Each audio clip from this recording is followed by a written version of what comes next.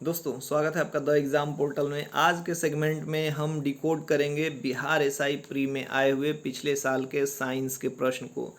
देखिए, साइंस को लेके काफ़ी लोगों में गलतफहमी रहती है, मुझ में भी था, अभी भी है, क्योंकि प्रश्न जो हैं मिलते नहीं और हम बेसिक चीज़ पढ़ नहीं पाते हैं। हालांकि बेसिक चीज़ में जो सबसे बेसिक बुक है वो एनसीईआरटी मानी जाती है, लेकिन अभी के एग्ज़ाम पर्सपेक्टिव से 6 से लेकर 10 तक का एनसीईआरटी प्लस 11th का पढ़ना चाहते हैं तो थोड़ा सा टफ काम हो जाता है मेरे हिसाब से, क्योंकि आपको अन्य सब्जेक्ट्स पे भी ध्यान देना पड़ता है बराबर। तो उसके लिए हम सबसे पहले डिकोड करेंगे कि प्रश्न कहाँ से आए हैं। तो मेरे पास जैसा कि पिछले से 2 सेगमेंट में ज्योग्राफी और हिस्ट्री को मैंने डिकोड किया था, तो ये है, देखिए मेरे पास प्रीवियस ईयर का क्वेश्चन पेपर है, इसमें काफ़ी गलत भी दिया हुआ है। और ये रहा क्राउन का बुक, और ये रहा प्रथम पाली और द्वितीय पाली के मैंने प्रश्न लिखे हैं और उनको पेज वाइज खोजने की कोशिश की है। तो ये बुक एक मैंने अभी हाल फिलहाल में क्राउन का जो बुक है इससे मैं डिकोड कर रहा हूँ। हालांकि लुसेंट में भी काफ़ी प्रश्न हैं जो दिए हुए हैं, इसलिए ये चर्चा की लुसेंट बेस्ट है कि क्राउन इससे इतर है। मैं थोड़ा सा इस बुक को अभी प्रायोरिटी इसलिए दे रहा हूँ कि इसमें थोड़ा सा एक्सप्लेनेटरी वे में दिया हुआ है, आपको थोड़ा सा पढ़ने में मज़ा आएगा। क्राउन लुसेंट नो डाउट सबसे बेस्ट है, और मुझे लगता है कि लुसेंट जितने भी वनडे एग्ज़ाम से लेके यूपीएससी तक तैयारी करने वाले जितने भी बच्चे रहे होंगे सबके पास 1 या 2 लुसेंट रहा होगा। मतलब इंडिया में अगर कोई टेक्स्ट बुक सबसे ज़्यादा बिकी होगी तो नो डाउट वो लुसेंट ही है। लेकिन हमें यहाँ अभी एग्ज़ाम पास होना है, इसलिए मैंने इस बुक को इस पर्सपेक्टिव से डिकोड करना शुरू किया है ताकि आपके एग्ज़ाम में आए। लुसेंट नो डाउट बेस्ट है, आप उससे पढ़ सकते हैं, उतने ही प्रश्न आएंगे, हो सकता है 2 क्राउन से कम आए या 2 ज़्यादा आए, है ना। तो हमें उस पचड़े में बिल्कुल नहीं पढ़ना है। और काफ़ी लोग कह रहे हैं कि मैं क्राउन का पब्लिसिटी कर रहा हूँ, अगर ऐसा है तो यार इसके जो संपादक हैं उन तक मेरी बात पहुँचा दीजिए ताकि कुछ हमें मुआवजा मिल जाए, मतलब मुआवजा ही कहूँगा मैं उसे। तो चलिए प्रश्नों पे हम सीधे बात करते हैं। सबसे पहला प्रश्न है 2019 का जो प्रथम पाली है 22 दिसंबर वाले पेपर की। पहला प्रश्न था कि कौन सी प्रक्रिया वाष्प को सीधे ठोस में परिवर्तित करती है। काफ़ी आसान प्रश्न है, लुसेंट क्राउन में कहीं भी मिलेगा। क्राउन के पेज नंबर 393 में ऊर्ध्वपातन इसका आंसर होगा, आप इसे खोज सकते हैं।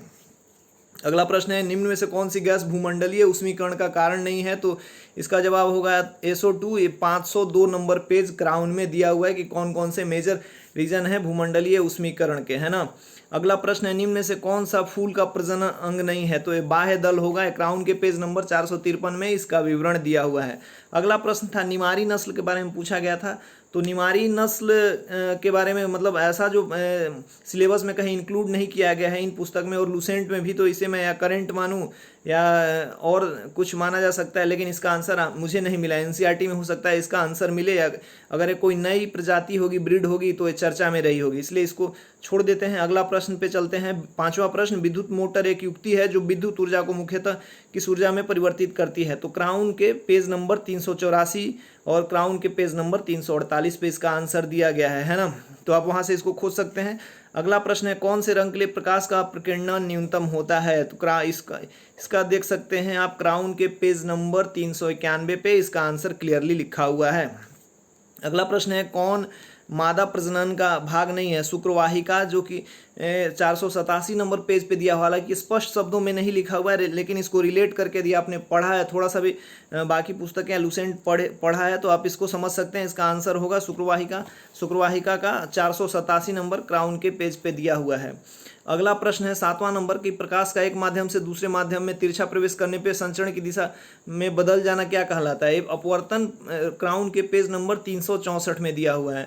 अगला प्रश्न था, आहार नली की सबसे बाहरी परत क्या कहलाती है। तो ये मुझे हालांकि मिला नहीं कहीं पे। क्राउन में एक जगह इमेज बनाया हुआ है, मैं आपको लेकिन उससे भी आपका यह समझ क्लियर नहीं हो पाएगा। मुझे लगता है लुसेंट में म्यूकस के बारे में थोड़ी सी जानकारी दी गई है, लेकिन इसे मैं नहीं मानूंगा कि यह प्रश्न लुसेंट क्राउन से आपका क्लियर हो सकता है। चलिए, एक प्रश्न है जो भी आपका क्लियर नहीं हुआ, बाकी इन सारे प्रश्नों में। अगली प्रश्न है, कौन सी धमनी जो है ऑक्सीजन रहित रक्त को ले जाती है। फुसफुस धमनी जो है अशुद्ध रक्त को कैरी करती है। क्राउन के पेज नंबर 482 में दिया हुआ है, तो आप इस प्रश्न को वहां से सॉल्व कर सकते हैं। अगला प्रश्न है, मनुष्य के शरीर के किस अंग ग्रंथि से वृद्धि हार्मोन स्रावित होता है। तो ये पीयूष ग्रंथि है, क्राउन के 486 नंबर पेज पे।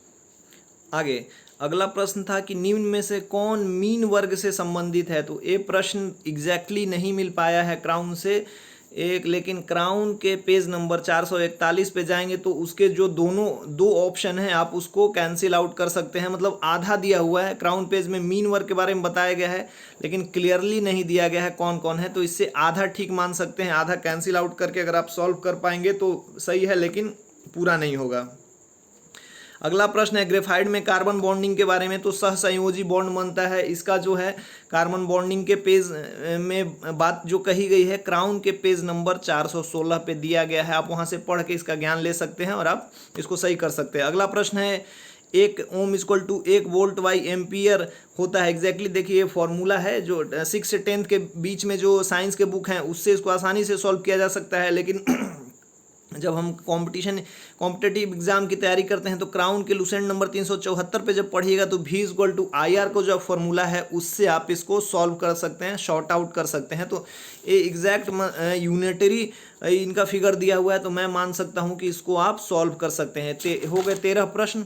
अगला एक अभिक्रिया पूरा करने वाला था एल्युमिनियम Al2O3 6CHL C6HCl और 2LCl3 प्लस क्या होगा। तो इसको NCERT से पूरा किया जा सकता है, ना लुसेंट ना क्राउन से नहीं किया जा सकता।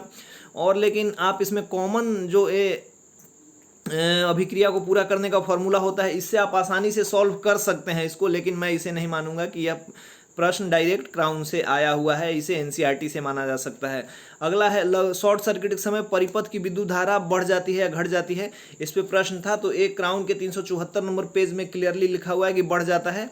तो इस तरीके से टोटल 15 प्रश्न आए थे जिसमें लगभग 2 या 3 प्रश्न आउट ऑफ कंटेक्स्ट हैं जो कि क्राउन से नहीं है। 10-11 प्रश्न जो हैं डायरेक्टली क्राउन से हैं और 1-2 प्रश्नों के लिए आपको थोड़ा सा दिमाग लगाना पड़ेगा। तो मैं इसे 2 या 3 प्रश्न नहीं मानूंगा कि क्राउन से आए हुए हैं। तो ये हो गए पहले पालिका को डिकोड कर दिया। अगला शिफ्ट का बात करते हैं हम लोग। विद्युत विभवांतर की जो SI यूनिट है वो वोल्ट है, पेज नंबर 335 पे दिया हुआ है क्राउन के। अगला प्रश्न है कौन सी धातु कमरे के तापमान में ताप पर तरल होती है। तो क्राउन के 422 नंबर पेज पे और पेज नंबर 430 पे ब्रोमीन के बारे में दिया हुआ है। अगला है सतह क्षेत्रफल पर लंबवत लगने वाला बल निम्न में से क्या है। तो सिंपल दाब का परिभाषा है, क्राउन के 349 नंबर पेज पे इसका विवरण दिया हुआ है। अगला प्रश्न है चूना पत्थर का सूत्र। तो CaCO3 जो है क्राउन के पेज नंबर 427 पे दिया हुआ है, आप वहां से इसको खोज सकते हैं। 5वां प्रश्न है तारों का टिमटिमाना, तारों का रोशनी ये होना अपवर्तन का कारण है, क्राउन के पेज नंबर 365 पे दिया हुआ है। अगला है इथेनॉल के बारे में कौन सा सही है। तो ये ऑप्शन डी होगा, इसमें जो मतलब जल में विलेय नहीं है। क्राउन के पेज नंबर 420 में इथेनॉल के बारे में स्पेसिफिकेशन पूरा दिया हुआ है, 5-6 स्पेसिफिकेशन आप वहां से खोज सकते हैं। लुसेंट में प्रश्न आपको नहीं मिलेगा। अगला प्रश्न है वह उपकरण जो विद्युत धारा उत्पन्न करने के लिए इस्तेमाल किया जाता है। तो इसका जनित्र होता है जनरेटर। साधारण सा प्रश्न है लेकिन क्राउन में इसको स्पेसिफाई करके नहीं दिया हुआ है, आधा चीज लिखा हुआ आधा नहीं लिखा हुआ है, तो हम इसको ले भी सकते हैं और नहीं भी लिया जा सकता। अगला प्रश्न है जड़त्व का नियम जो न्यूटन का प्रथम नियम है। ये काफी आसान प्रश्न है, पेज 338 में है क्राउन के।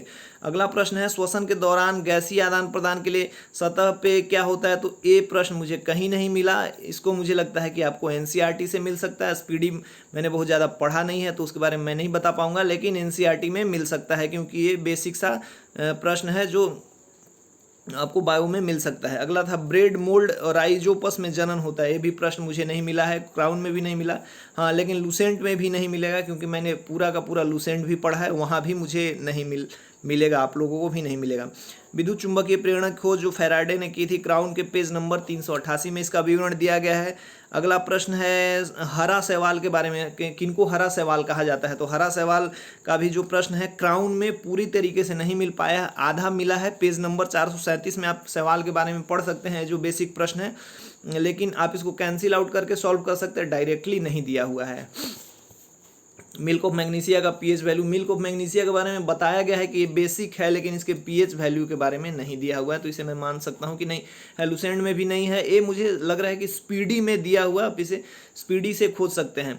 अगला प्रश्न है समरूपी अंगों का उदाहरण नहीं है। तो इसमें बंदर का हाथ होगा द्वितीय एग्जाम्पल में, पेज क्राउन के पेज नंबर 494 में इसका विवरण दिया हुआ है। इस तरीके से हम देख रहे हैं कि शिफ्ट 2 में लगभग 14 प्रश्न आए थे जिसमें 3 प्रश्न पुनः क्राउन से नहीं तो इस तरीके से देखिए जो सबसे टफ सेगमेंट है किसी भी एग्जाम के लिए साइंस का सेगमेंट होता है। तो आपको यहाँ मैंने पिछले में 15 आया था, प्री में 15 और फर्स्ट शिफ्ट में मतलब 15, सेकेंड में 14 आए थे। तो दोनों में जो 15 आए थे उसमें 3 प्रश्न नहीं मिले, 3.5 मान सकते, और जो 14 आए थे उसमें भी 3, 3.5 के आसपास नहीं मिले, मतलब 4 प्रश्न नहीं मिले। बाकी जो 10 प्रश्न है और 11 प्रश्न है आम प्रश्न है, साधारण प्रश्न है, इसको आप बना सकते हैं।